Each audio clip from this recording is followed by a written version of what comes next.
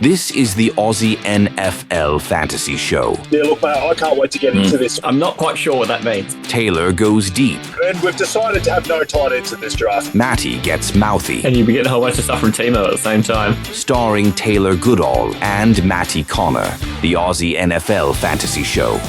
Australia's premier NFL fantasy football show is back. For the Aussie Gridiron Network, this is the Aussie NFL Fantasy Show. They call me Matty C, and joining me for this, the biggest month of fantasy football so far this season, it's Taylor Goodall. Matty, the Bengals have a running back named Brown, Chase. If you don't like him, then you should feel disgrace, as his play will displace your face. Let's fucking go. That got to level 4. That was amazing. Yeah, we can't just go the 2-piece, mate. We're going to go the 4-piece piece. Rhymes. Oh my gosh, I'm stoked. What a hot start to this month, mate. August is a big month here at the network, and I feel like you've just absolutely, I don't know how you're going to follow that up for the rest of the month, mate. That is a tough act to follow. So I'll leave you and the guests to go through it, mate. All right, mate. Sayonara. Have a good one. Cheers, boy. I don't know that we can get rid of you that quickly. I've got questions for you, mate. You know what it's like. It's been a few days since I've crossed paths with you live in front of a microphone, and I've got questions. First one, mate, is you've got a rather handsome young man on your screen. This is an audio-only podcast, but I get the benefit of seeing who you pop up there on a screen, and it's always a talking point, mate. Who is it this week and why? Well, I'm sure no one will be able to guess, but it ended up topical again, and it was Chase Brown. Surprise, surprise. How about that? Of himself, and my team name, or my name for the podcast, as it normally is just completely normal and not crude at all, is creating space with his base, Brown. So, take that for what you will. I'm not quite sure what that means, but I'll get a team of crack. No one does. Crack scientists. I'll do it. We'll come back. We'll get some researchers on it. Nobody does, but it's provocative. It definitely is. I am feeling provoked. Mate, we spent a lot of time last week promoting a listener league. Did we fill it? Well, yes. So what kind of ended up happening sort of late last week was we'd already almost filled one league completely. And I thought, you know what, this might be an opportunity to sort of send it out to potential brand new listeners and guys that we haven't really had in all the AGN leagues already. So we actually sort of put it out to some of the other Aussie NFL like fantasy finder pages on Facebook, and we ended up in 4 different leagues with people that were really, really keen. And a lot of that first league is sort of guys that we're going to bring onto the podcast or have been on. And I guess the other 30 guys are just sort of brand new guys that are already chatting about the podcast and saying that they liked it and really interested in just getting to sort of know about our entire network. So yeah, in the end, mate, we've ended up with 4 full leagues of 10, so 40 people. My goodness. And what I've had to do there is I've had to just rework my finances a bit to make sure that we've got prizes for all these people who are going to finish at top of these leagues. But now, in seriousness, though, what it is it's great for Aussie fantasy football because it can be very isolating playing fantasy football if you don't know who else is out there doing it. So to connect with people and to show them there's actually a great big world of people playing fantasy here in Australia is a good thing. And it's worth rewarding too. So it's great that we can fill a few leagues and hopefully give away a few prizes, but mostly connect with more fans and connect more fans together. Absolutely, mate. And as I said, as those leagues go on during the regular season, we'll keep updating how everyone's going and talk a bit of shit. There's already been plenty of shit talk. I've already created a game for the draft order for one league, and then the other league we couldn't nail down a draft fucking time or day if we tried. So we just basically starting a slow draft. So yeah, I'm basically commissioning 2 of those 4 leagues, obviously, and you've got the other 2. So it's been really great business already. So looking forward to how that league goes. It's going to be great. To distinguish them too, we're calling them different colours to make it easier for when we talk about them, for people to understand which league, whether we're talking about a league they're in or not. So there's the Gold League, which was the first one we filled, which is Taylor. A Green League, which I was then a celebrity you're going to try and topple. And then we also opened up a Blue League and a Red League. So Taylor's the celebrity in the blue and I'm the celebrity in the Red League. And we'll get to talk about those leagues by their colour as the season progresses. But, mate, I'm absolutely blown away that the idea of filling a league of people to take you on turned into filling 4 leagues. I'm just so stoked about that. Yep, there are a lot of people want to get second, Matty, so let's look forward to it. Yeah, and then there's the people who want to win, so they join the league against me. No, it'll be fine. I'll give them a run for their money, I bet. I have a way of sometimes just turning up, though. I've beaten you in a league final, I think, once before. It will never happen again, but, mate, the stranger things have happened. I don't know what you're talking about. Yeah, fleeting memories.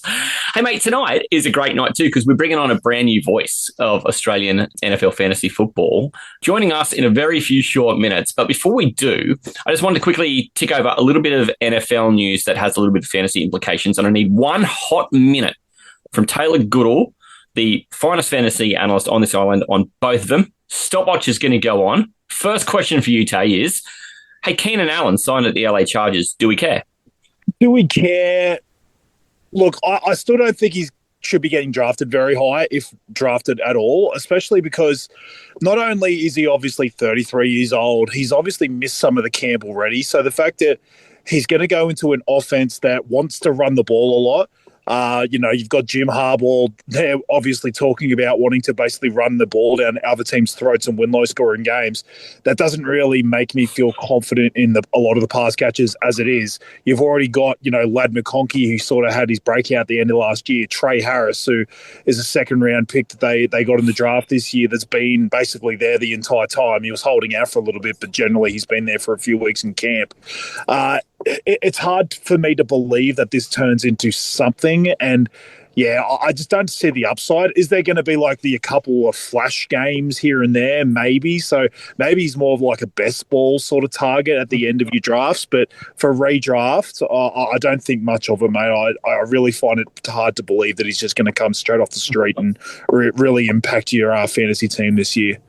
Yeah, as a Mike Williams replacement, he might end up looking a lot like Mike Williams. I think that's what I took away from that. Is that a good little Cliff Notes version? Yeah, mate, you got the elevator pitch, and I basically the long sell. Yeah, well, mate, I think that's how we work. The second one here is that Kyron Williams got a 3-year extension. It is pretty front-loaded at the LA Rams, so just in terms of people who are playing longer formats, that tends to matter a lot more. But for us in season redraft, does that matter for Kyron Williams? Does it change anything for you? So I don't personally think it matters for redraft. Like I never was worried for redraft purposes whether he was getting the money or not. Like, you've got people like Kev that have sort of talked him down and other people that have been worried that they're going to go to these backup backs. I've learned, honestly, while we've done these podcasts over the last few years, we need to stop anointing backups as guys that are going to start taking reps off the starter when the starter is just fucking good. Like, it honestly kind of does my head in. It's a lot of dynasty brain people get where they just say, the starter's just going to start losing reps to these guys that are behind him because they had a bit of draft capital and blah, blah, blah. But it just doesn't happen. Like, these teams trust a number one running back and they don't just go away from them just because they might not be getting paid the next year or these like your younger rookies and stuff might be showing a little bit. It just doesn't happen. Like you've seen it with James Conner for a bunch of fucking years as well. Like, everyone just assumes he's going to fall off a cliff and he just keeps getting the role every single year because they trust him. So for Dynasty, this is massive. Like, I think that this would, if you were thinking about trading for Kyron or you're in a startup or something like that, it would give me reason to believe that he's going to be the starter at least the next couple of years. And so I would trust that a bit more. For redraft, I was high on him anyway. So to me, this doesn't move the needle for me. But for anyone that was worried about those backups maybe getting a role at the end of the year because they didn't need Kyron for next year, it gives you that reason to believe that that's not going to happen. So for me personally, I trusted him anyway. But for anyone out there that had those concerns, you can throw them away. Look at that. A minute on each. Nobody does it better. G'day, Gridiron. Anyone that hasn't joined us before, it's pretty simple. Let's kick it off, eh? Is everyone ready? The 4 horsemen of NFL in Australia. If the sound ever plays, the pick is officially in. Nick the lineman. So it's the worst against any team, and it's also the worst passer rating that he has against any team at 66.3. Brad the coach. The Steelers have held the Ravens under 20 points in 7 straight games. Isaac the analyst. For this one, I couldn't understand it either. Like, I don't think they're making the playoffs. Ian the Viking. Full of passion, full of fight. They might genuinely be interesting to watch again. Previews, overreactions, and bloody best bets. If Derrick Henry can get rolling, then I think it's no contest. The Ravens are going to win. As a fan of the NFL, you hope he comes back because he's just an absolute beast when he gets on there. That would be able to give, at least Justin Fields a chance to be able to build. Let's move on. After that insanity. So I just think, though, it's going to stop here. Defensively for the Bills, I don't think that's actually going to combat what the Chiefs do already. Yeah, I guarantee you, Pete would get down on his knees for that. G'day, Gridiron. I love spreadsheets. I'm a spreadsheet man. I love spreading my legs. Twice a week, all season long on the Aussie Gridiron Network.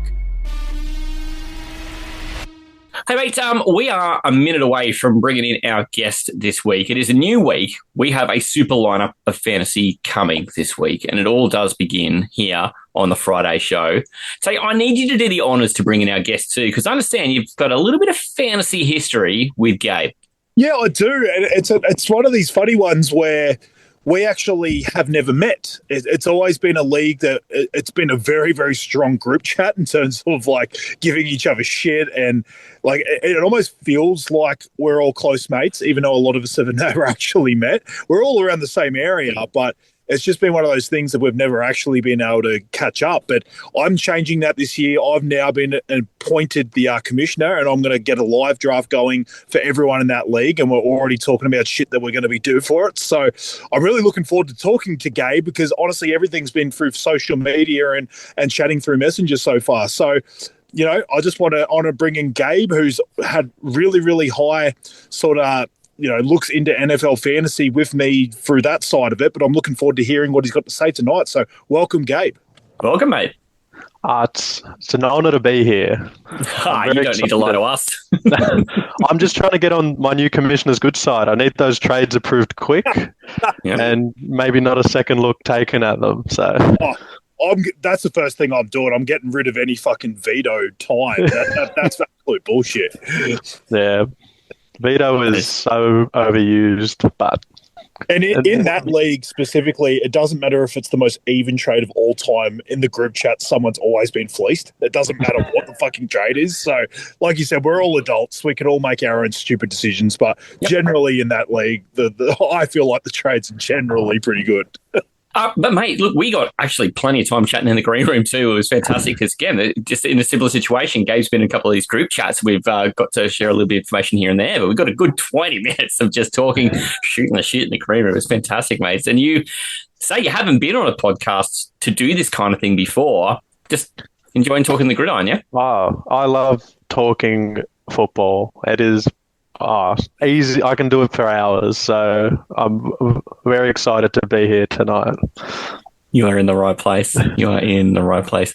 Mate, we're going to talk a truck ton of football tonight. We're going to get through an entire compass point for one of the conferences, and we're going to go through all the teams and talk about the fantasy relevant players and people who we think are worth a little shout as well, who maybe other people aren't talking about. But before we do that, Tay, have you happened to familiarise Gabe with what we do to rookies here?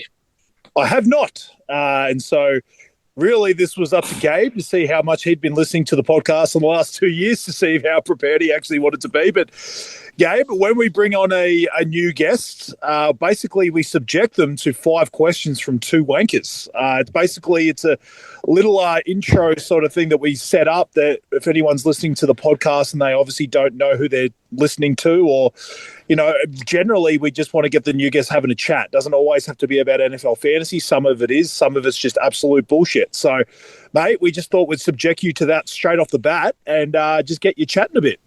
I'm ready. This is the Aussie NFL Fantasy Show. All right, about time you cut to me there, Matty. Thank you very much. And foreskinning, yet another dick joke. I'm no gorilla, but I'm taking the one-on-one. Zombies, because I don't want to be probed. Why don't you tell me, Matty? Why don't you tell me? Can I swear on this podcast? Yes! I reckon Manjot's mum would towel us up, though. The Aussie NFL Fantasy Show. All lubed up. So the first question is, this one's a nice, easy slided in question too, mate. You won't even feel this one. What's something that most people don't know about you that you think an audience may find interesting? Well, I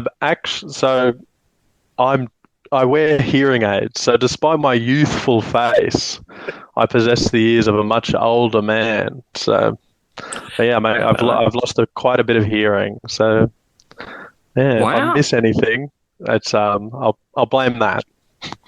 You're in a place with two guys who speak pretty loudly tonight, so you're safe with us, mate. It shouldn't be an issue tonight, but it's always good to have an excuse. We also dribble a bit too, so you can just kind of look at us anytime you want and go, "What'd you say?" So. Yeah, it's probably a good thing that Gabe can't hear some of the shit we're dribbling anyway, mate. How about that, Tay? You got one there? Yeah, mate. He threw the softball. I'll throw the old curveball at you, mate. So, if you're in an apocalypse, would you rather be fighting zombies or aliens?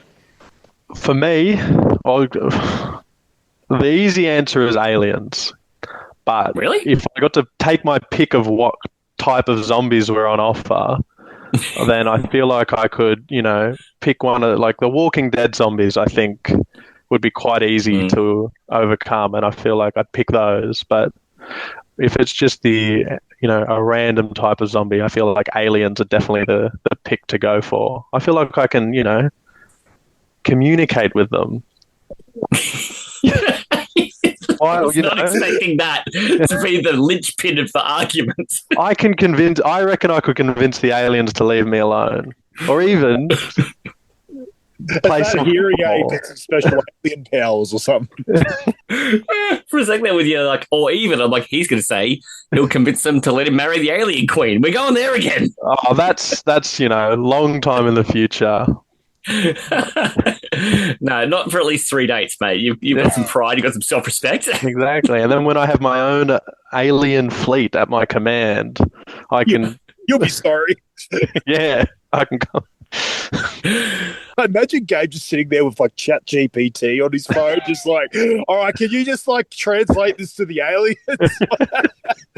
I love this. God. Just such a funny thought. You'd also said that was a pretty easy decision. And when I thought, here we go, it's a pretty easy decision, and you said aliens. How do you think the aliens are that easy decision? Is it just based on what you sort of see as the breadth of what a zombie can be versus the breadth of what an alien can be? What makes it easy? I feel like you can't reason with a zombie in any sort of understanding I have of them personally, the ones I've met. But, in my experience. But an alien could be anything, and so I feel like just based on what it could be, I feel like it could be easier than the average zombie apocalypse. It's a real glass half full, glass half empty moment. You know what I mean? Because the reason a lot of people don't take the aliens is because of the unknown. But Gabe's coming out in here and saying the same argument, but then saying the unknown's good. As in, I know the zombies are fucked. The aliens could be nothing.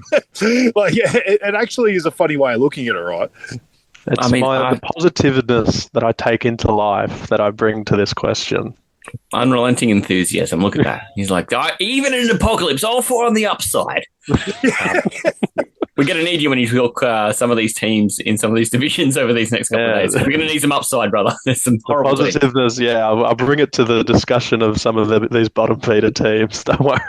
I like you've started early. Upside. Now, for those who don't know you super well, and we were talking in the green room a little earlier, and I knew this going in, but I feel like I'd forgotten somewhere along the way because when you mentioned this, it reawakened in my mind. But who's your favourite NFL team? I am a fan of the Baltimore Ravens. Now, how did you come across becoming a fan of the Baltimore Ravens? Well, as a child, I was shown the film Hairspray, which takes place in the city of Baltimore. Good morning, Baltimore! And when I finally got into, the sport of football, I found, what better way to pick a team than to sort of gravitate towards the one that occupies the city I'm familiar with through a musical. So good.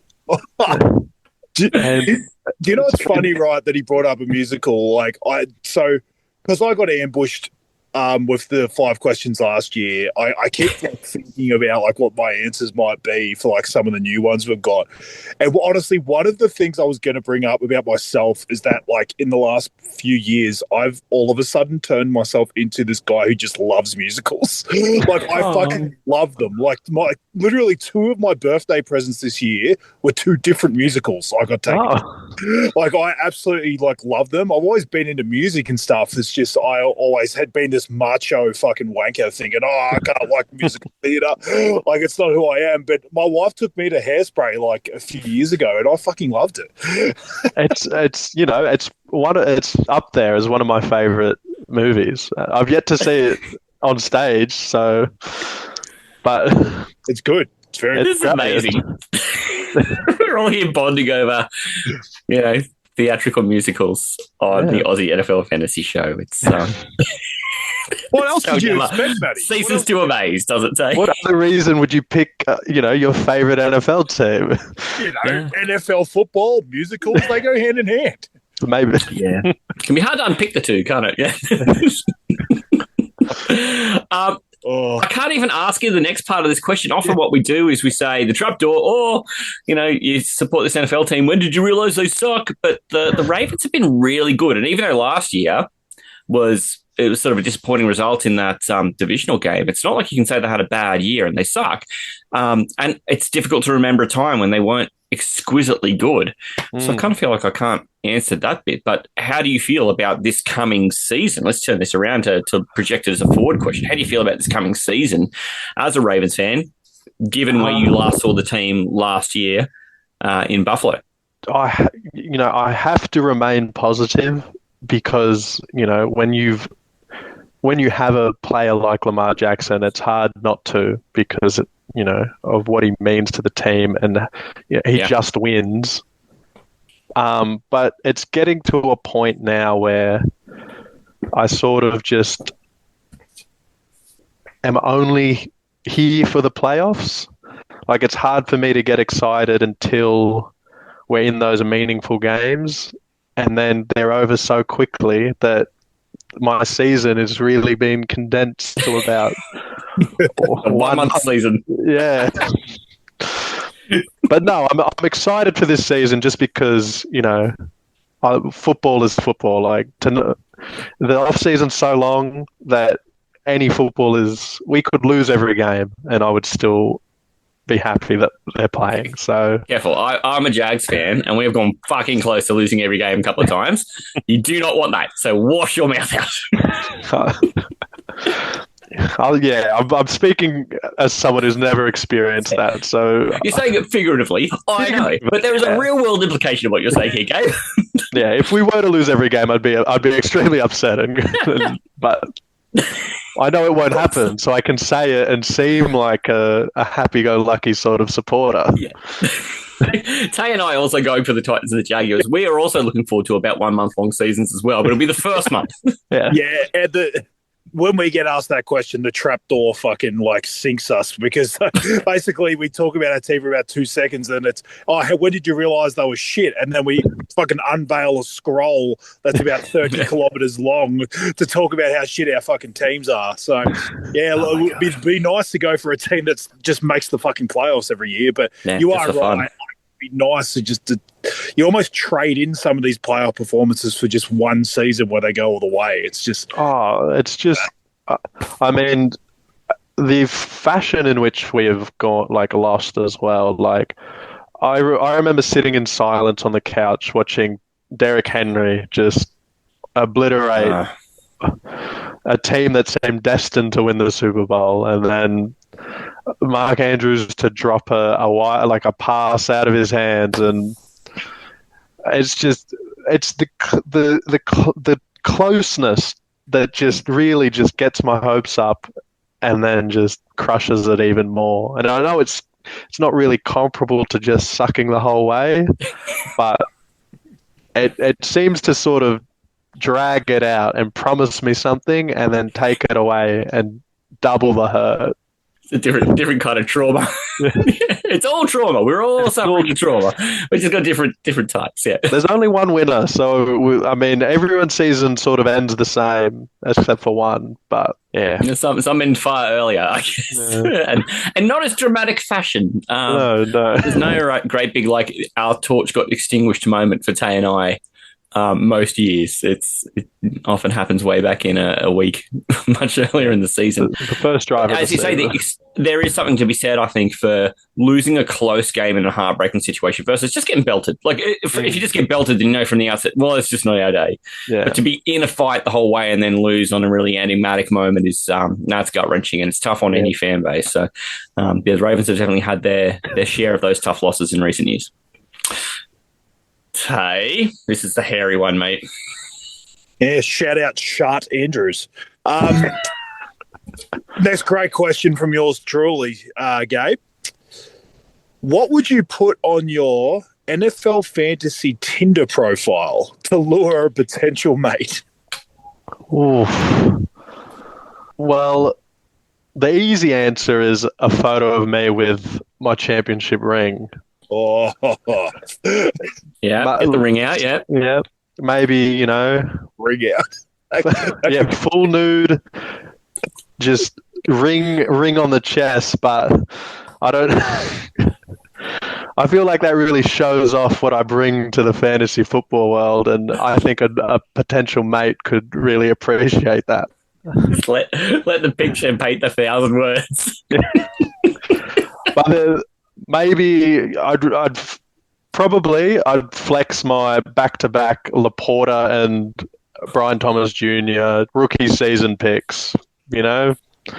Some pride to have to be early on those two. Just some tattooed on each arm while you're flexing at it, with your championship ring out. I'll be swimming in potential mates, I think. I was going to say no.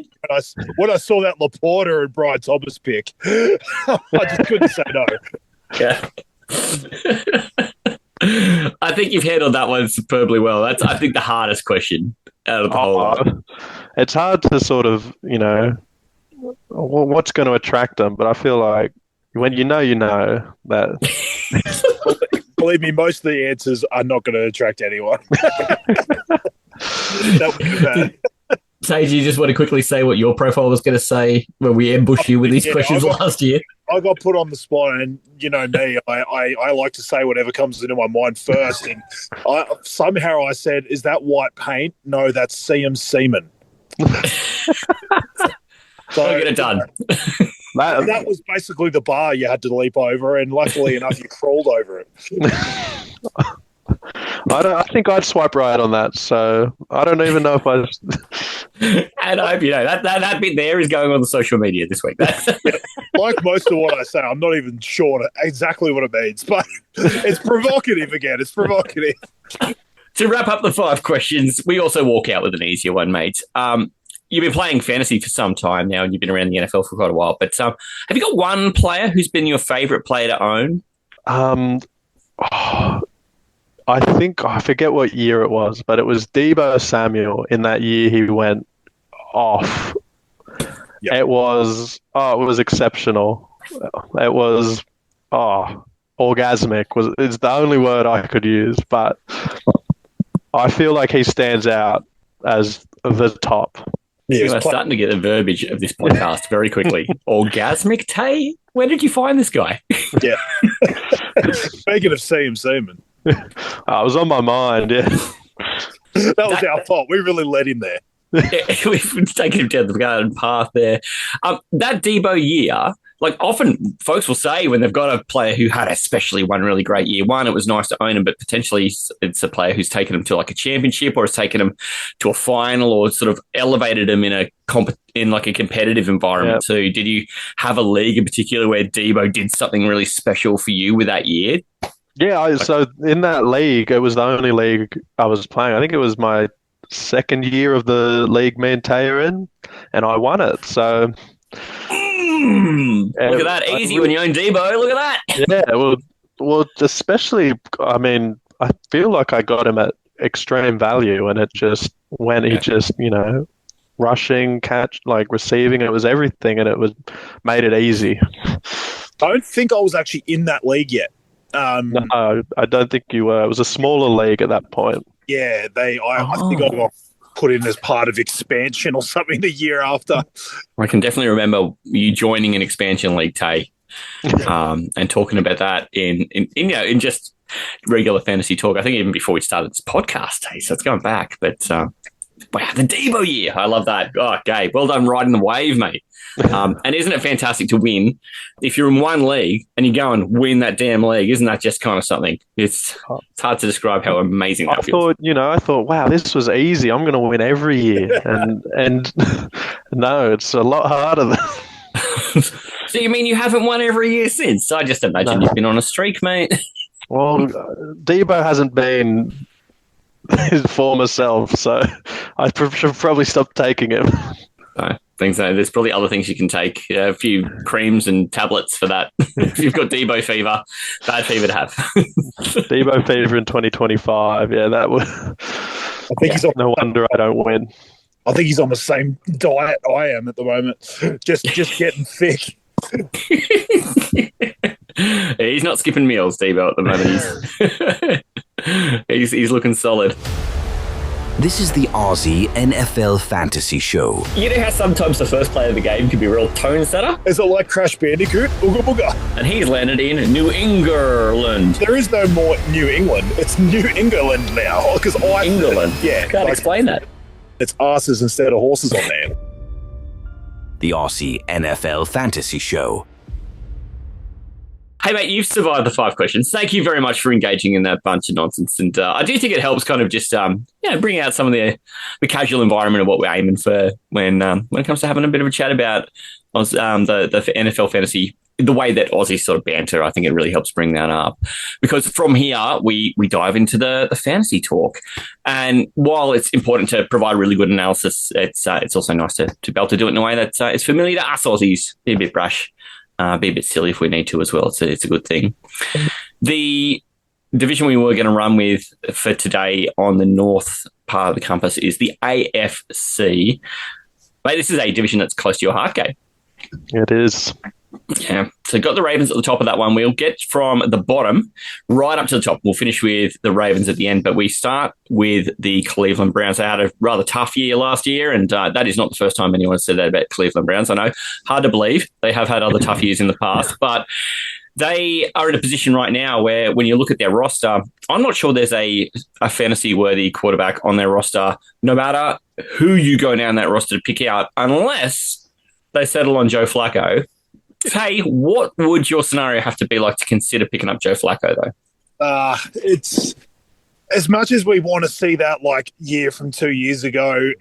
I still think he's your third quarterback in a super flex. Like I still wouldn't put him in the top 24. Like you said, he is the only one with upside out of the 4. You could maybe make the case like a Shedeur Sanders just all of a sudden breaking out and being the rookie that people thought he was a long time ago. But generally, if I basically put it this way, if I've got assets on that offense, I want it to be Joe Flacco. But in terms of just his fantasy outlook, I wouldn't even be picking him as my second quarterback in a 2-quarterback league, honestly. But he at least does have that upside that if he all of a sudden turns into what he was 2 years ago with this team. And to be fair, he is very Jameis-like. He's basically Jameis's granddad. Like, he just airs the fucking shit out of that thing. He does not give a flying fuck. He knows that some other team, even if he throws a couple of picks, some other team will pick him up and use him. Like he doesn't really care. Like I think he just steps in and just plays his own game, whoever he's playing for. I do have concerns about what it looked like at Indy last year. It just didn't quite look like it was working the same way it was at Cleveland. So I do have concerns if he has just kind of completely lost it. But as a fantasy asset this year, I'm still not super excited. But I do think if it is him, it helps the guys around him. I think we've seen him at Cleveland before, Gabe. He was okay, yeah? I mean, specifically that 2 years ago season, especially with that connection with Njoku and then Amari Cooper. So randomly, Amari Cooper was like wide receiver 2 in the last like 6 games of that year. It was on fire. He won some leagues that year. It was incredible. But Tay was all over that too. You were all over that, Tay. Oh, don't remind me.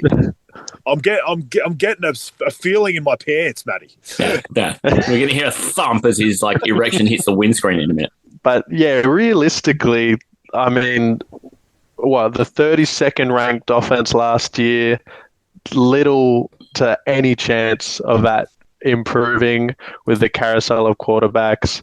You'd hope they settle on Flacco and you can see some fantasy relevance while he builds a connection with Njoku. I feel like you're in a real desperate situation if you're turning to the Cleveland Browns for any fantasy relevance. Man, I completely agree. I just think it is very league specific, and I think it's also roster specific in terms of what the Cleveland end up going with. It tells you a little bit about their intent. Their running back situation is probably going to be easy to talk about because, Gabe, we were talking about it before in the green room too. While Quinshon Judkins, we sort of think was probably likely to be the lead back, and I'll get you to talk about that in a sec, but that room has got a little bit of chaos in there. I mean, ultimately, you didn't mind Quinshon Judkins' place in that locker room before his off-the-field stuff came in. No, yeah. Ignoring the off-the-field stuff, I feel like if you want, maybe it's some sort of, because he's going to be quite low down the rankings, especially with this stuff. Quinshon Judkins could prove to be like a good stash to have, especially in the back half of the season when you see those rookies really come into their own as they learn the offense. He was exceptional at Ohio State, I think, on their way to the championship, and I feel like if he does get that play in that backfield, we're going to see some weeks where he takes off because he does have that sort of speed and ability to work through the tackles, and hopefully he can produce and hopefully he can get on the field. If they do suck though, Tay, surely this is a great opportunity for wide receivers. But then I started looking down the list at wide receivers. I started scrolling and I kept scrolling and I got down to Jerry Jeudy comes in on the consensus of the major sites at about 31, and you and I are a bit cooler than that. After Jeudy, it gets even uglier. You've got guys like Cedric Tillman and mate, I don't even know where you go after Cedric Tillman in that offense at the moment. So what should we be expecting from the passing game there? Who's the wide receivers that matter? Do any of them matter? If tomorrow I knew Flacco was starting, I know they gave a depth chart. That can always change. I don't really give a fuck about that, honestly. But that said, Flacco was quarterback 1. If I knew tomorrow he was starting, I would actually have Jeudy a bit higher, just because there's obviously going to be passing volume. The team's going to... It's weird, though, because I keep saying the team's going to suck. The defense won't be horrendous. They've got Myles Garrett. So that defense probably could at least keep them in some kind of games. But, yeah, I just think in general, like, if Flacco's starting, I will have at least some interest in guys like Jeudy. I actually am a bit of a Cedric Tillman fan. Like, I think it completely gets 3 guys. I just think it's Jeudy, Tillman, and Njoku, and really you're not worried about anyone else on this entire team. So I think Tillman gets a bit underrated. I think he was actually starting to break out last year, and he just kept getting injured, and you couldn't actually see it. And we saw the Jeudy kind of break out from Jameis.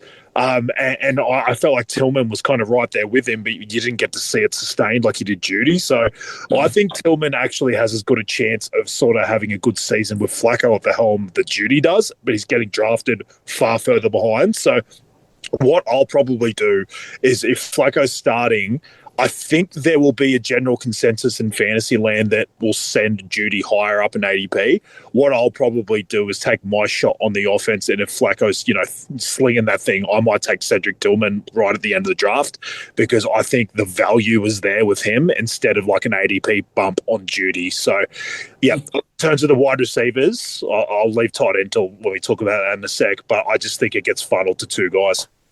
Yeah. Gabe, I want to stay with you when we go to tight end because the barbecued one, while we're talking sausages, the barbecued one, David Njoku, he's actually the highest ranked tight end in this division when it comes to the consensus sites. consensus of Taylor and I, across websites, he's pretty well ranked next to Andrews. We've actually got Njoku a little bit ahead because I think, we're hopeful that it's Flacco, and we've seen the ball go into Njoku a lot when it's Flacco. How do you sit with that? And this is a great spot to go a direct comparison against a tight end that, we all know is going pretty well. Would you prefer to have Njoku or Andrews? Well, with that, I am a big believer in Njoku. Even without Flacco potentially starting, I feel like with the sort of young, inexperienced quarterbacks, it's always nice to have that safety blanket of a tight end. And especially with Njoku, who is so good after the catch and in the open field, it sort of is likely to result in fantasy points. But with the news about the likely injury, which I'm sure we'll get to later, maybe Andrews does offer something a bit better than Njoku, especially with the offense he's sort of sitting in as opposed to the Cleveland Browns. But I will say, to answer your question, I would take Njoku. I have faith that Flacco will rekindle that connection that saw him with multiple, high tight end finishes in those beautiful weeks at the end of the season 2 years ago. Big, beautiful brown balls going to Njoku. That's what we're looking for. I think that is about as comprehensive as it gets. I'm going to open the mic real quickly. Is there anyone in Cleveland we're missing who is worth a flyer? It can be no. You can say no to this one. I like Dylan Sampson. Yeah, there you go. From a talent standpoint, but again, with what Taylor said earlier, you're burning a roster spot on someone who is probably not going to even give you any sort of value. Fine, Don. Pick up. I think redraft's a bit of a stretch. Yeah. I think you need to see something happen to Judkins before you worry about Sampson at this stage. While it's all just up in the air about. Yeah, but I don't doubt that he could beat out Jerome Form just on a talent standpoint. Same with Judkins, but then again, it's a flyer that you're probably going to lose games if that's what you're relying on. This is it. This is the question: is he worth a late Brown flyer? Maybe. So watch this space. That is the Cleveland Browns. Insert the sound of a big jungle cat. Here come the Cincinnati Bengals, who somehow, some way, found their way into the edge of the playoff realm and literally had to have results go against them. So they missed.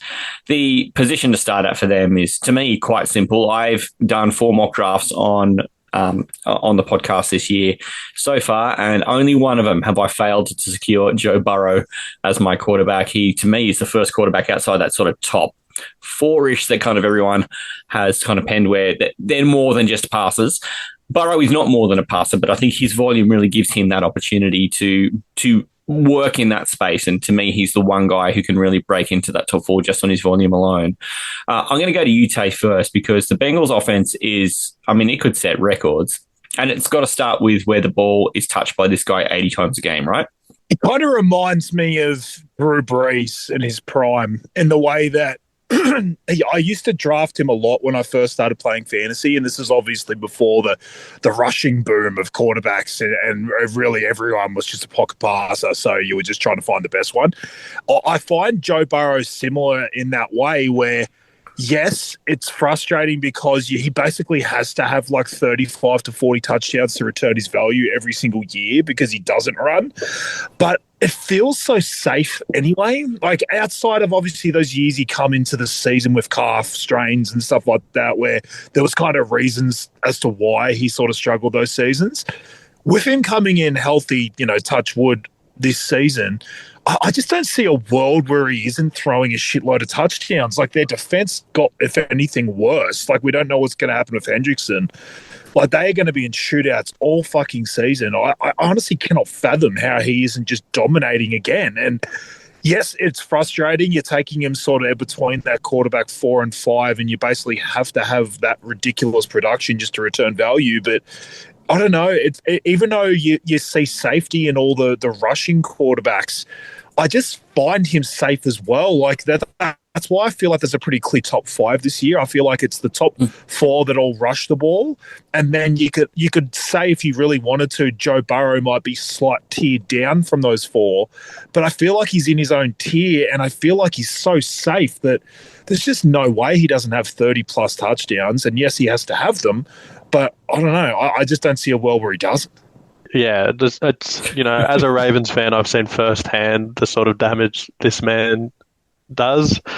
And if you don't want to spend the premium on trying to get those, rushing quarterbacks, I don't think, if you walk out of a draft with Joe Burrow, you've sort of guaranteed yourself an exceptional start every week, because he will throw the ball the most out of anyone, and he will likely put up incredible passing numbers and touchdowns. I'm looking to target him in a lot of my leagues. I agree with everything Tay said. Tay's already done all the rhyming for things named Brown today, Gabe, so I'm going to let him off the hook and come to you first. We've heard Tay talk a little bit about his love of Chase Brown. He's got the picture up of Chase Brown. Where do you fall on Chase Brown? We've also had news in the last 6 or 7 days too that Zach Moss was cut from that roster. And what do you think that does to Chase Brown's fantasy value? I think that Chase Brown is poised to have a monster season. And if I was to pick a dark horse to maybe finish as the RB1, you're probably looking, as my pick, is probably Chase Brown. I cannot get enough of this man. Sing it. I think I am a big believer in this running back, and I just hope the consensus doesn't rise too quick and I can get him for value. Consensus has been pretty stable. We haven't seen him ranked anywhere higher than sort of between about 9 to 13. That has been his band. It's been very, very static, even with the Zach Moss news last week.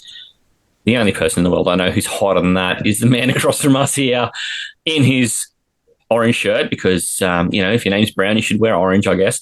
But he was an Illinois boy. Now he's a Bengal, Chase Brown. Tay, you love yourself some Chase Brown, but has he out-taked you here? This guy could finish RB. What? You've never said that. I think he could finish running back 0, Matty. I've talked about fucking Matt Stafford having 3 cocks. Like, this fucking Bengals team is just set up for fantasy success. They've just basically taken, everything you ever want in a fantasy offense these guys have. Like, that's horrendously shit defense, an awesome quarterback, fucking a great pass-catching running back that can also run between the tackles if he has to. 2 amazing fucking wide receivers, 2 of the best, probably the best duo in the league, honestly. So it is crazy, this team. They are just so set up for fantasy success. And the best thing about Chase Brown, and what's funny, right, is Chase Brown doesn't actually fit the prototypical mold of what I actually look for in guys that I'm really high on at the running back position in fantasy. Normally I'm really big on the offensive lines, and he's literally got the second worst offensive line in the league. But it's just the pass catching. They are just always in fast motion in the second half, because their defense sucks. So they're always chasing points in the second half. That's another pun there for Chase Brown. So I don't know. There is just always points. He could be on 2.8 at half time and still finish on 30. There's just never a moment where you're not confident that something's going to happen for this guy. I just love taking him where he's going. He's just going to be the guy that I have possibly the most at the running back position this year. The amazing thing about this Cincinnati team, though, is when you move to their wide receivers, you don't have to scroll down the page at all like we do for the Browns, or scrolling, trying to find a wide receiver. There's 2 on the first page. T. Higgins and Jamar Chase are ranked as pretty well across major sites. Once you condense it all down, wide receiver, number 1, and wide receiver number, about 12. It is incredibly difficult to see a world where these guys aren't going to be super productive, right? It's just that simple, Tay. It really is. And we keep speaking about the same things, but it's just so fantasy relevant. When this team has to move the ball, and they've got these two massive black cocks to throw to. Like T. Higgins is amazing. Like his contested, it's kind of cool too because they both kind of have their own strengths, like in a different way. Like if I want a contested catch, like you throw in one deep and all of a sudden the DB gets there, and you need the guy to kind of moss the other one. I'm going T. Higgins, but if I just want this fluent route runner that just basically ends up with fucking like 5 to 10 yards of space somehow and just running it to the house, it's Jamar Chase. Like they both kind of like work perfectly together. The only issue with T. Higgins specifically is he just can't stay on the field. He's been, hampered by injury so much. But honestly, both of these guys, like, I'm taking Jamar Chase if I have a 101 everywhere. Like he's just a bona fide stud. Not really much else to say because you're not getting value on him in a draft because he's going 101. So I can't stand here and say he's this amazing fantasy pick because he's just going to be the 101 and he deserves to be. And I like T. Higgins where he's going. You said he's wide receiver 12. I ranked him at 10. And he just needs to stay on the field. Honestly, it's as simple as that. If he stays on the field, he beats his ADP. Amazing to think that you can have two top 10 wide receivers on one team. It's incredible stuff. Hey, Gabe, you have strong feelings about these Bengals guys too? Strong in the sense that they will do what they've done the past couple of years, and there should be no fear. Like, I know there's sort of bad juju around trying to take the wide receiver one last year, and they usually don't repeat, but I feel like Jamar Chase is as sure thing as you can sort of get in the volatile world of fantasy football. Right. Like he will have probably the most targets, he will catch the most balls, and back-to-back triple crown is not out of the question. Oh, so you're getting outtaken by Gabe quite a lot here. That's two, I reckon. No, good for him, mate. Like, honestly, I love hearing about the Chase fucking Brown being running back one. It's just stuff that I'm already thinking, but Gabe's taking it to a new level. I love it. It's becoming a drinking game. There's going to be a ding every time he outtakes you, mate. Mate, we're all going to 5 Barrel in a couple of weeks. Let's save it for then. I'm going to have to fight him hand-to-hand to draft Chase Brown, so... It is difficult to fight Tay face-to-face at anything because he is like 73 foot tall. It is like... I'll go down. You don't even know where to start grabbing. I think I know where to start grabbing. Oh, no. and the live draft kit. There we go. Which takes us to our last question here. Was there anyone worth a late round flyer? I mean, Tay, Noah Fant is as late as it gets, and I think you'd need to see some things change in that offense before you started to entertain that. But is there anybody else in this team that we need to just consider, put a circle around? What do you got, Tay? It's honestly, he had such a bad rookie season. I'm actually forgetting kind of his first name. Is it Jermaine Burton that they had last year? That's him, yeah. It took me a sec, but yeah. The one I think that could all of a sudden be like kind of relevant. It seemed like he was just a fucking basket case. Like he just kept turning up to games late and they just fucking hated him. But I'd heard some okay buzz about him like earlier in the year, and they obviously spent pretty decent draft capital.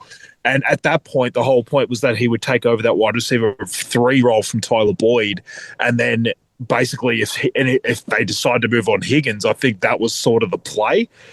So I will keep an eye on him, but for redraft, no, not to me. Honestly, there's no one else really. Like they kind of funnel everything into the guys we've already talked about, but I just thought I'd throw him out as a sort of deeper sleeper name, and obviously someone to look at it in our dynasty as well.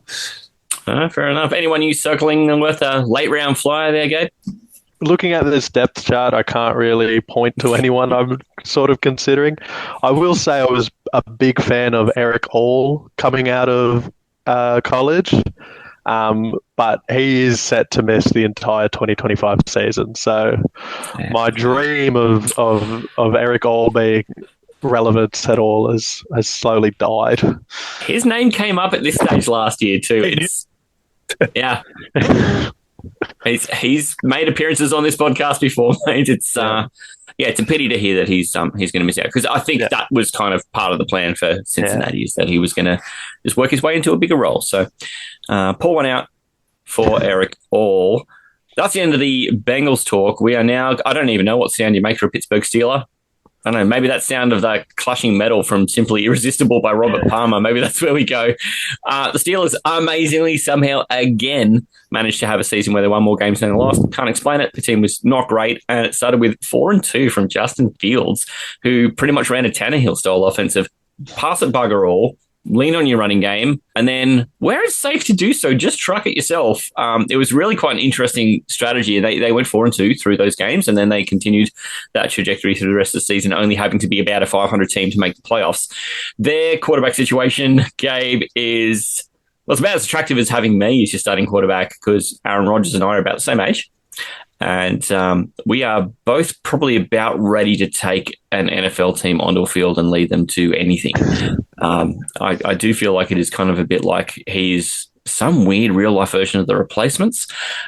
Is there a world where you think he's a worthwhile fantasy candidate? We did see some, relevant weeks last year while he was on the Jets. The problem is the wide receiver room here is incomparable to what we saw with Devontae Adams and Garrett Wilson.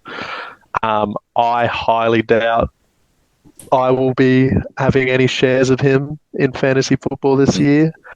But Aaron Rodgers is Aaron Rodgers, not the one of old, but who knows what he sort of can do on this Pittsburgh Steelers. I doubt it'll be much at all. So he and I are about the same age. I think he and I are both turning 43 next time we blow out candles. It's that's a fire hazard on a cake, mate. This is why you have children by that age, is because you need help to blow out the fucking candles. Yeah, so I completely understand where you're coming from. Like, a wide receiver, a running back, probably going to do you better than starting Aaron Rodgers on the Pittsburgh Steelers in that super flex spot. I don't know the last time it was arm day for Aaron Rodgers, Tay. Do you reckon he's had arm day recently? I don't know, on his fucking ayahuasca retreats. What a fucking Gabe said he doesn't know what to expect. I know exactly what to expect. This is going to be a fucking disaster for fantasy.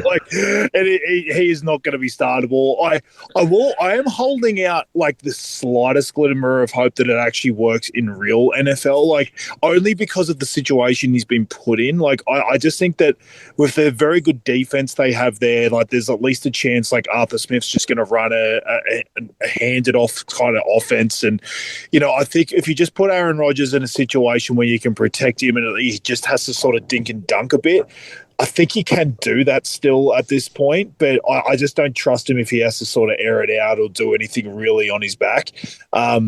He basically hasn't really been good at fantasy if he hasn't had, basically a prime Devontae Adams. And you saw a connection even with Adams last year at the Jets, but it still didn't, end in some amazing fantasy season for Rodgers. So I just think this is the absolute worst situation if you're hoping for some renaissance of fantasy for Rodgers. Yes, could he somehow eke his way to a 10-7, but he out first round again in the playoffs? Sure.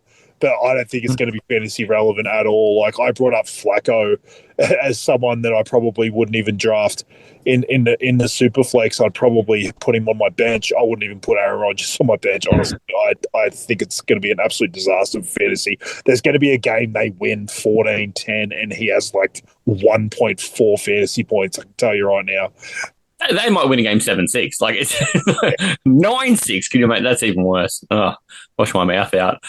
The problem with them too is it's difficult to find really compelling players at some of the skill positions beyond the quarterback. And I think this is a real product of when your quarterback is in a difficult situation where they can't be relied upon to drive things, and they're a team with a really good defense, it gets hard to look around to see where the rest of the offense is going to come from. This situation is where we see Jalen Warren is ranked generally on the edge of the top 30 or even outside of it. I have not found a ranking site that's put him inside yet. You kind of have to go to find guys who really love their dynasty, I think, before you get guys who really buy into it. But everything that's redraft based is saying he is either your running back 3 or your running back 4. I think it goes to tell me a lot about what we should expect from that offensive line tape. Yeah, they're sort of ranked mid-pack, 21st per PFF. And what kind of ended up happening with me? Almost mid-pack, yeah. Yeah, it's on the shittier side of mid-pack. Yeah. A little bit of love by saying that. So And the problem, what actually ended up happening for me was I had a little bit of love for Jalen Warren early on in the preseason. Like, we did a super early guillotine fucking draft, and I took him really, really late just because I kind of thought he had at least upside if he all of a sudden was the lead back and he was catching passes. I just thought where he was going in drafts was value. But what kind of ended up happening was I kind of started to gain a little bit of interest in Caleb Johnson, the rookie. But all that did for me was kind of think that I don't like either of them this year. Like, it kind of was more like a dynasty brain thing where I was like, I think Johnson could maybe take over like for next year, or he could show flashes at times, and that'll be enough for them. Just say, oh, Jalen Warren, we kind of don't need you anymore. We'll give Johnson the job next year. So for redraft this year, I kind of just think that those two are just going to steal off each other, and it's going to be one of those situations where you don't know exactly who to play, and then Warren's probably just going to end up taking the role that he had last year with Najee in the team, and you're just kind of not going to know. Like, if they're behind, sure, that's great in a game where Warren catches a lot of passes, but then that's going to happen half the time, and the other half is going to be like basically Caleb Johnson, catching no passes and having 70 yards, and you're hoping he fucking scored a touchdown. So yeah, what my basic consensus in the end is that I just think I'm going to stay away from both of them.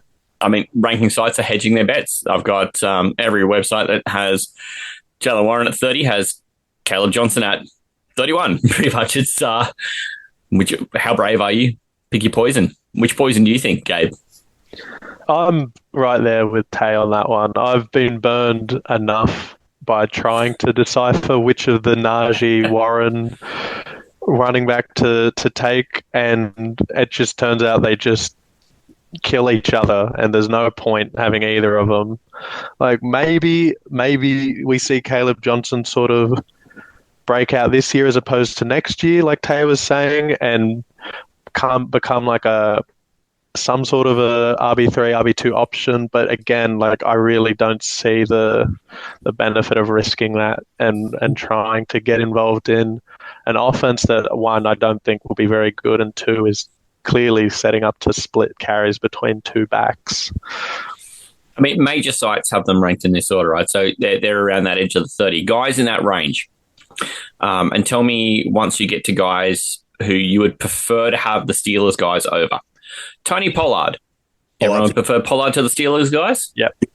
Yeah. Travion Henderson. Yeah, I'd rather him. Yeah. Pacheco. Rather Pacheco. Yeah. Brian Robinson.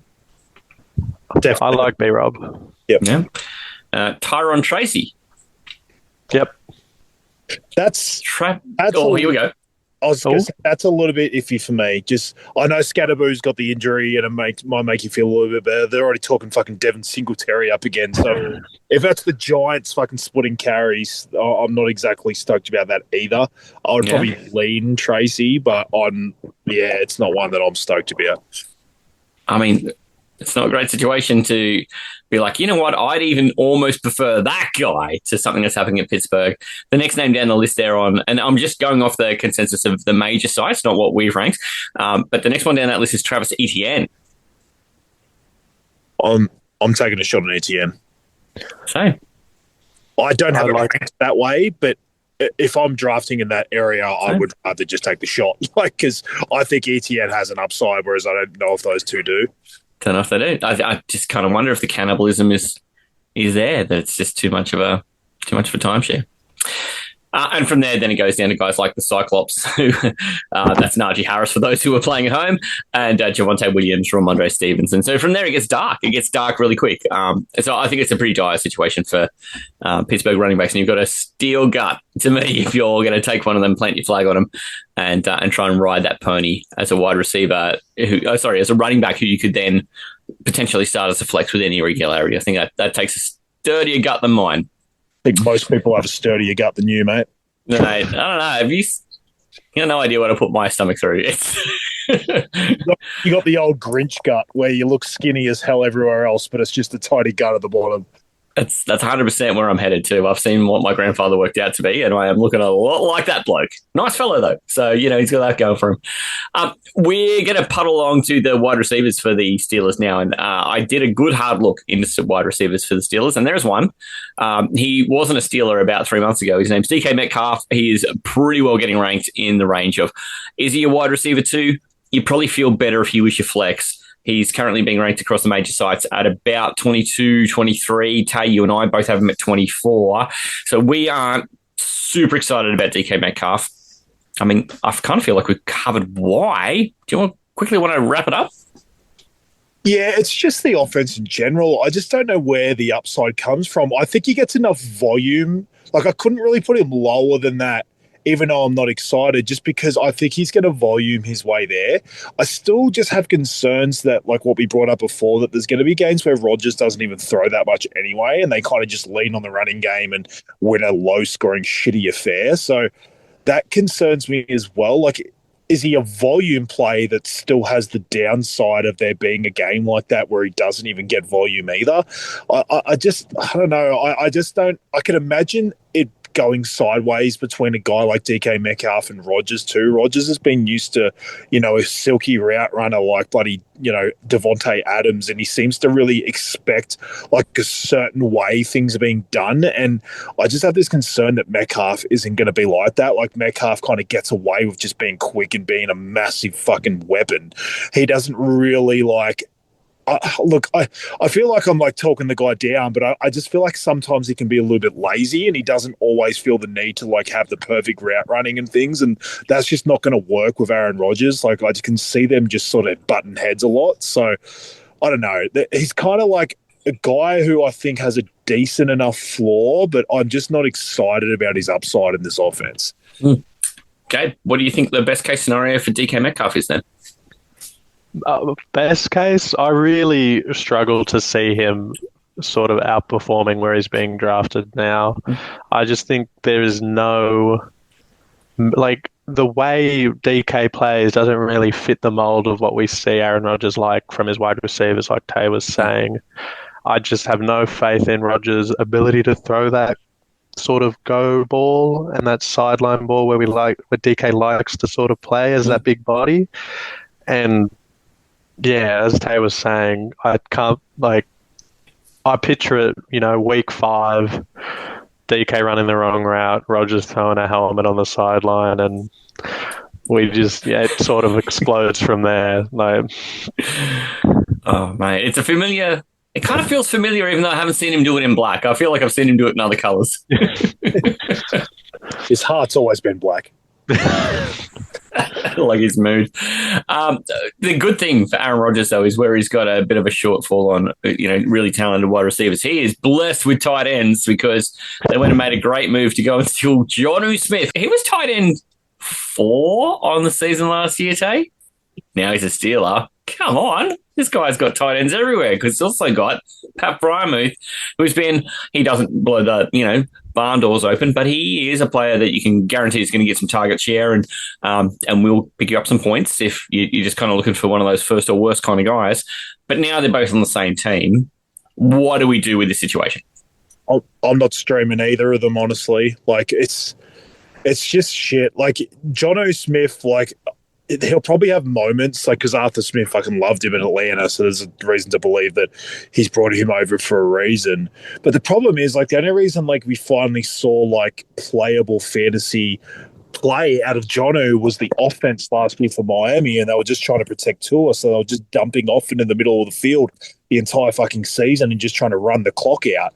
Yep. I just don't see that exact style of an offense in Seattle. Like, don't get me wrong, there'll be some intermediate routes because Aaron Rodgers doesn't want to throw these deep balls, but I don't know. I just don't trust it at all. I just think it's going to be like Metcalf getting most of the volume, but then there's just going to be like everyone else in this offense just kind of scattered around with 1 to 2 targets. And I just don't trust it at all. Like, I just think Jonnu going there just ruined 2 people. It ruined Frymuth and it ruined him. So I just don't trust it. What sound does a raven make, Gabe? Pardon? What sound does a raven make? Oh. Do you want me to do my best here? I've been waiting. This has taken almost an hour to get to, and I've been waiting for this to put you on the spot to get you to do an impression of a fucking raven. Well, all right, here it goes. Nevermore. That's my impression, if you understand the reference. I feel like you're going literary on me. Yeah. Well, it actually took me a while to figure out the Ravens. That's a lot of where the team's mascot sort of comes from, and I was shocked to it just to me. I was like, what a weird place to pull from for a NFL team. Yeah, but you've done an exquisite job of ducking and having to make a sound like an avian creature, and Taylor and I both would have fallen into traffic and gone, 100%. Just full of admiration for you, mate. In a way that will never be for Taylor. Didn't want to hurt the voice. Got to save it for the Sunday show for the wise. But also, you've got to save it now for the Ravens, because we're only going to talk about a guy who I think is probably going to be the number one fantasy quarterback, and he was the number one fantasy scoring player of everybody last year. Lamar Jackson did everything for everyone. There is some change between whether people think, is it a Josh Allen or is it a Lamar Jackson? I think they can both be correct. I've got a feeling you may have a really strong opinion on whether Lamar Jackson is your number one or whether there's anyone you prefer over him. But he is clearly in a position where we're likely to see a lot of points out of him, right? It's just, especially in last year where he really took that leap as a passer, and you know what you get every year out of his legs, but we've seen in this Monken style offense sort of getting 4,000 yards in the air out of this beautiful man who I'm blessed to have run my team. And even without that sort of rushing touchdowns that you see at it from like a Jalen Hurts or a Josh Allen, he can still put up these QB1 finishes. So I think, he's very likely to just repeat, and you don't have to worry about it. Tay, we were really glad to see Lamar Jackson pump out the points last year, because I think when we came to this point of the season last year, we're like, is it Derrick Henry? Is it Lamar Jackson? It can probably only be one. And I think we've come to the realization that maybe it can be both. Yeah, it was like you and I felt the need to be on either side. And in the end, the answer was just they're both just going to eat. They're both going to be fucking awesome. Like, disappointing when someone isn't wrong, though, isn't it? Yeah, well, in the end, I took the loss because, I basically ranked Lamar like my quarterback 6 last year. I just decided that because of what I believed Henry was going to do in the red zone to Lamar's rushing ability and rushing opportunities to score touchdowns, which was right. Which is I was going to say, you were so wrong. You deserve to have lost that. Yeah, you get the end result so wrong, but the actual process was right. Like, I thought Henry was just going to have an absurd touchdown year, and it was going to cause Lamar not to have many rushing touchdowns, and it was 100% right. But what ended up happening was Lamar just found a way to do it in a different way. At 40 touchdowns, like, it was an absurd passing year for Lamar. Like, he just found a different way to get there. And what I've looked at this year is like, okay, is there reason for regression in terms of the touchdown number? Probably, because this seems like the outlier right now. But because he had so little rushing touchdowns, like, could you just make the case that if he dropped off 5, 6, 7 touchdowns in the passing game, is there a chance he kind of gets 75% of those back in the rushing game this year? I don't know. Like, there's just so many reasons to believe that he's just got that many opportunities to score touchdowns that it's just going to happen for him again. He's just a freak. Like, we've talked about his prowess in the regular season specifically. Like, and the fact that he has Henry, they just help each other. Like, the fact that Henry goes in there and the defense can't just stack the blocks because they've got fucking Lamar running all over the place, and then it's the same vice versa. Like, they cannot stop both of them at the same time. They are just such a ridiculous duo. And in the end, like, you cannot have Lamar outside your top 2. Like, I've learnt my lesson. Whether I believe Henry has 700 fucking rushing touchdowns, I still believe that Lamar's going to find a way to be relevant in fantasy and be right at the top there. So, yeah, he's the top 2. Him and Josh Allen, I think they're their own tier. Yeah, I haven't seen a ranking site that puts either of them outside of that top two, which I think is perfect. And it's really from there you start to get that other tier. And really, there's no wrong answer in the top 5 or 6, I think, of the way people have got them ordered. But yeah, Lamar Jackson should be up for another really solid year. We kind of think that maybe there's a maturity that's happened here where he's quite a good passing quarterback and can finish by passing into that end zone. He doesn't have to be reliant on rushing into the end zone. But gee, the rushing is not going away. The man who has been bashing it into the end zone a lot though last year, and I wore some water for underestimating how much that was going to matter. I was very much on the situation where I thought, well, Derrick Henry is the great decoy. This is how Lamar continues to score touchdowns with his legs. I was completely wrong about that.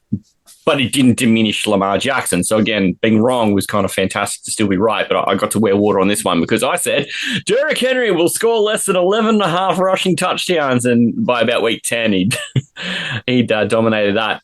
Derrick Henry at the moment, depending on who you trust, is anywhere between 4 to 7. I'm one of those people who's on the very high end too, because I'm just still so confident. I don't even mind if the volume disappears a little bit, that he is going to be that red zone goal line situation guy. And I don't think that goes away in such a hurry.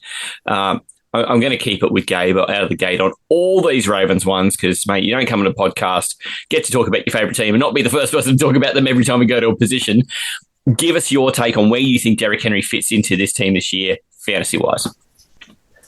A lot of what I see with the Ravens this year is just trusting that what they had last year was enough and they just got some bad breaks in those playoff games, like self-inflicted maybe, but not as a result of some structural issues in the team. So I feel like a lot of what we saw last year is just going to be repeated again this year. We're going to see Derrick Henry get all those goal line carries.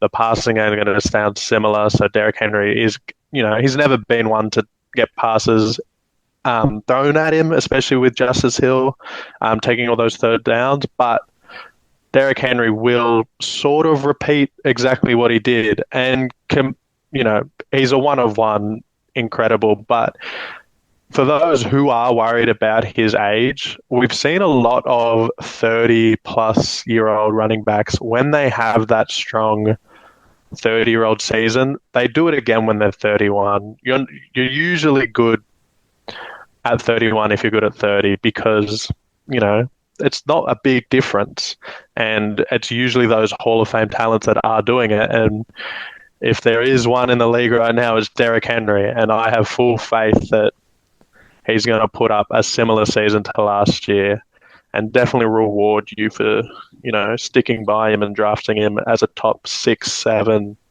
running back. Looks like the right range. And this is like what we're saying here is maybe he's Frank Gore. I don't want to say Frank Gore light because there's nothing light about Derrick Henry. Frank Gore heavy, you take? Yeah.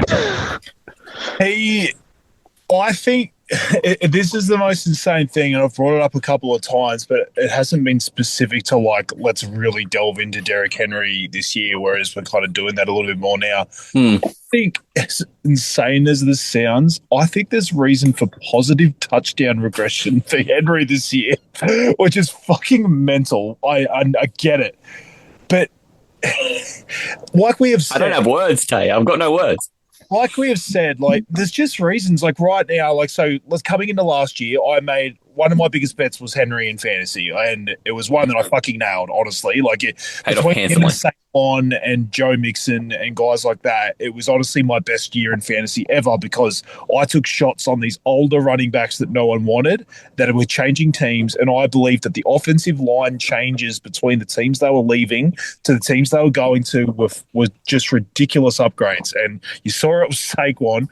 He basically had the almost worst of first in terms of O-line. I still look back on it and just don't understand how this wasn't looked at more. Henry, this is what I'm going to get to. So the Ravens actually lost a few guys on their offensive line last year going into the season. So they actually came in for about the 25th ranked PFF offensive line. But it was Henry was coming from basically the worst, at the Titans. So it didn't bother me. PFF ranked, weren't they? Why? The Titans. why I'm more interested is they're coming in at 17 this year, so they're obviously building it. The coaching staff obviously does a very good job of who they have, and so they're basically close to mid-pack again, like I've talked about with other teams. So I actually think that, again, is reason to believe that there's maybe even more upside to him this year because the offensive line's probably a bit more stable than it was at the start of last year. And I just talked about Lamar. He just threw 40 touchdowns in the air. Could that happen again? Sure. Like, Lamar's an absolute freak, but it was an outlier season. So what if all of a sudden Lamar has a very good year again and he throws 34 touchdowns? There's 6 more touchdowns up for grabs that could go on the ground to Derrick Henry. Like, it is insane, like, to me, to believe that this actually could be even better than last year. Like, to me, they're just going to run the ball. Gabe brought it up. They're going to rinse and repeat. The only thing they really did to their team was they helped their defense. They struggled a little bit with that side of it last year, whereas they kind of made moves to sort of strengthen that even more. And to me, that helps a guy like Derrick Henry. Even when you saw his splits at Tennessee, he was always dominating games when they led. I know that's pretty obvious with running backs, but with Henry, it was even more so because he's not much of a pass catcher. He's not really your back you want when you're catching up leads. You want him basically running downhill in the second half. And if they've got a way better defense than last year, they're just going to be leading more and more games this year. So, I don't know. I just feel like there's like 4 green flags to believe that he's just going to have the same, if not a better year than last year. Mate, difficult to disagree. We've both got him ranked at 4. We are sky high on Derrick Henry, and I, for one, have learned my lesson. The wide receiver situation here is a little bit interesting because here we are, we've got all this faith that Lamar Jackson's going to have all these points, but I've got to scroll a fair way down before I find a Baltimore Ravens wide receiver, Gabe. Why is that? Look, I still don't think there's sort of a 1A wide receiver in this room.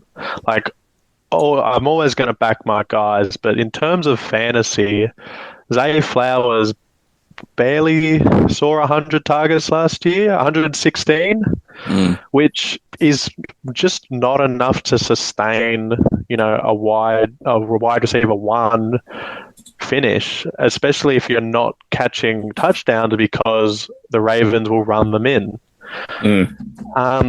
So I don't really, I completely agree with where he's being ranked unless we sort of see a huge increase in targets going towards him. And even then, Bateman got that new contract. You've brought DeAndre Hopkins in, who, again, is still old, but we saw some sort of, solid games out of him with Patrick Mahomes. Hopkins will prove to be a strong red zone target, and not even accounting for the tight ends yet, which we'll talk about soon, I imagine, who build up, so much of the Ravens passing game. You just sort of have to sort of take it on the chin that maybe the receivers, whilst good in a football sense, aren't really going to have the volume required to put up big numbers in fantasy. Yeah, and it's sort of funny to think that that's the case when we've got so many points coming from a quarterback, and it is a really unique situation where you go, high-scoring quarterback, what about the receivers? And this is kind of a strange situation. There's certainly 3 targets in the wide receiver core. After that, you start getting into names where you'd actually have to be a bit of a fan of the team to know who Devontae Walker and Tylan Wallace are. And we don't expect to see a heap of them. They may pop up with the odd touchdown, but I think Rashad Bateman did this weird thing last year, too, where he just popped up and scored touchdowns out of nowhere sometimes. We saw Zay Flowers had a very Darnell Mooney kind of year where he'd have 27 points one week and then maybe 6 the next. So he was sort of very patchy as well. Is there really anything new we should expect from this wide receiver core this year? Or are we kind of just rinsing and repeating? I've spoken about it earlier. Zay Flowers is generally just a big fade for me. I just don't trust this Ravens passing attack ever because I just assume they're just going to run the shit out of the ball every single week. And what makes me even more worried is we just saw this outlier year from Lamar with these 40 touchdowns and if you told us before the season started, you would have been like, oh, my God, Zay Flowers, he's broken out. Fuck me dead. He's going to be top 5. Blah, blah, blah. And just they just weren't relevant still. Like, it was like a whole bunch of touchdowns to Mark Andrews, but no yards. And it just saw everything just got spread around to everyone. Like, it just, like, how could I possibly go into this year being confident in Zay Flowers when you just saw that kind of season from Lamar in the passing game? And it still didn't equate to Flowers having some massive breakout. So where's the upside come from? Because if I'm saying, there's a chance Lamar may only throw like 34 or something this year, then that's just downside. Like, there's even less touchdowns to go around to a team that shared it all last year. I don't know. I just never trust Zay Flowers. Yes, he might be like a best ball shot again because he sort of has those like random games where he goes well, but then 3 games in a row where he scores 5 to 6 points, and I just don't trust it enough. It's just one of those things where the odds say to me game by game that there's too high a chance that he's not going to, see a high target share, or that there's just too high a chance that fucking Derrick Henry's going to have 150 yards and they're not even going to throw the ball in the second half. Yeah, I mean, and that was the thing about that offense too, is it's just so run first that it did make it difficult to sort of see where there's going to be value in the wide receivers, because the big receiving part of the game happened much closer to the middle of the field, and we saw guys like Isaiah Likely have his weeks, and gosh, if he only wore half a size shorter shoe, they would have won week 1 as well against Kansas City in the opener. But then Mark Andrews really came into his own as the season wore on, as he was coming back from a pretty rough start to the year. Rough end to the year too is, I think, one memory people will take from the back end of last year is that incomplete pass in Buffalo to finish the divisional game. But Mark Andrews, there is still faith with him in the fantasy community. He's been generally ranked about tight end 9 across the board. It puts him in that range of guys who you're like, well, you don't have to reach for him, and he will be there in those middle to late rounds of your draft. So if you don't want to go after one of the top big guys, you could probably still get better than draft rate production out of him, especially now that Isaiah Likely won't be back until, could it be week 1? Might it be after week 1? We're not really sure, but he's going to get, the Ravens' share of what happens in that offense through all of this preseason and going into the season. And the only other competition he's got around there is Charlie Kohler. Yep. Look, how many leagues do you reckon I've been in the last, I don't know, let's say 6 years, Matty? Like, let's say 50 to 60 on average over that 6-year time. Yeah, let's give you an average of 10 a year. Yeah. I haven't had Andrews in one, not one. We bring up in their 5 questions, like, who's someone you just have never, like, whether it's believed the hype or just haven't really liked it, their ADP, blah, blah, blah.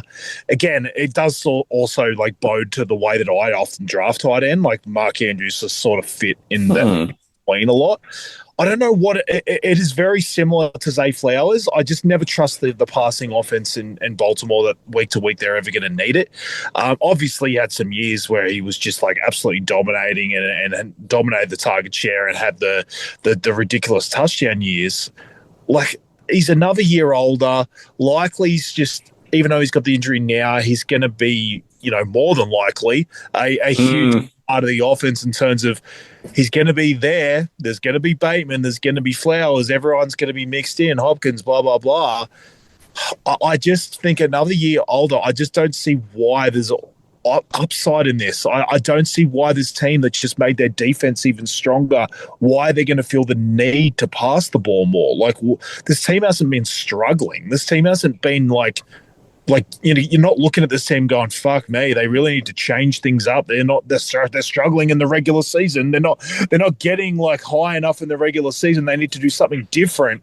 They just, if anything, they just probably need to run the ball even more. Like, there's just not one part of this that I look at and go, oh, there's reason for huge optimism outside of you just saying Likely's out an extended period of time and he's just getting all the snaps. But even then, like, I just feel like if we go into draft season and Likely's looking like he's going to be out for a while, Andrews is just going to get pushed up too high, and it's just going to sit in a situation where I'm just not that keen on it. It's not going to be consistent enough for me.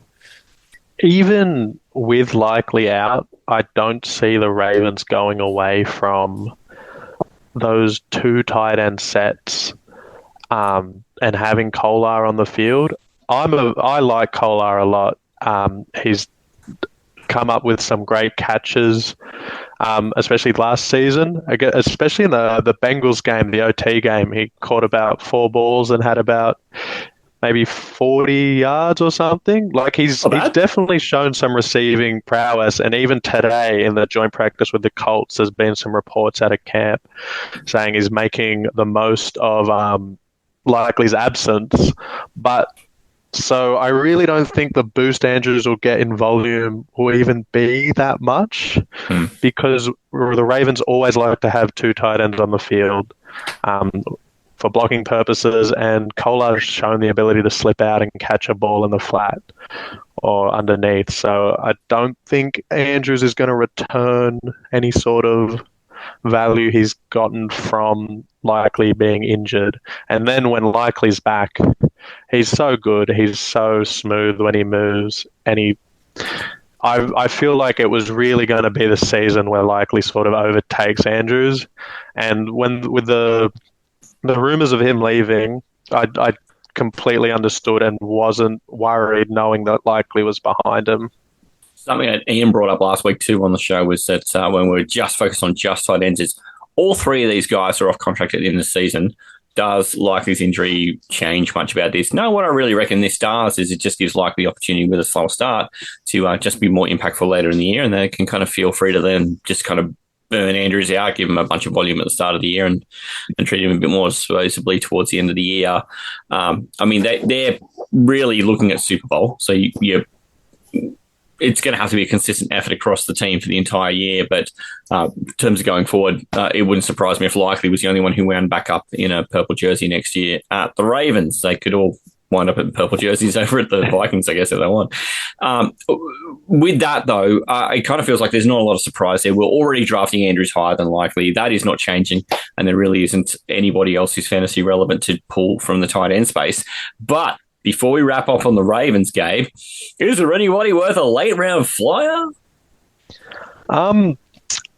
Obviously, I like Bateman.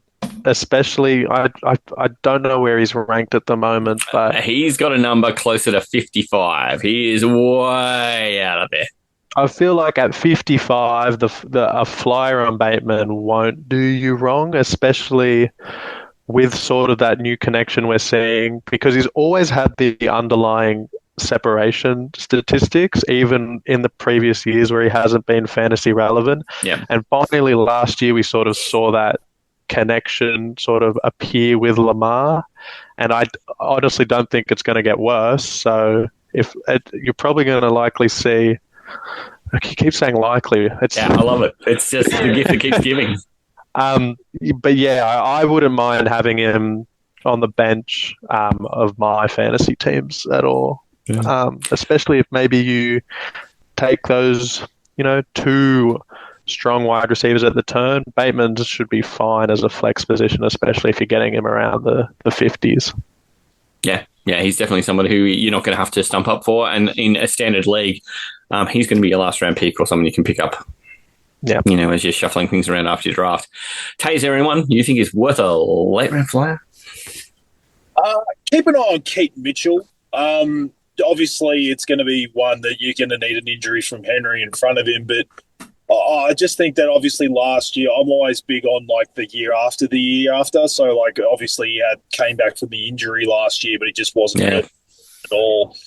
He showed a lot of flashes the season before, so just keep an eye on him. Like I still don't even think he's generally like someone that you'd handcuff Henry with, because like as I've always said, like there isn't really ever a handcuff to Henry because he's just a freak human. Like he's a 1 in a trillion kind of player. Like they aren't going to use Mitchell exactly how they use Henry, so it's almost not worth it. Like it'll be a lot more Justice Hill sort of sprinkling in and stuff like that. But I just think he's just worth one to keep on your radar, because if Henry was to miss some time, I still think Mitchell would get at least a fair chunk of that role. Wouldn't be able to do what Henry does with it, but at least he would be in a good offense in a system that they run the ball a lot. So I just thought I'd throw him out there. Oh, there you go.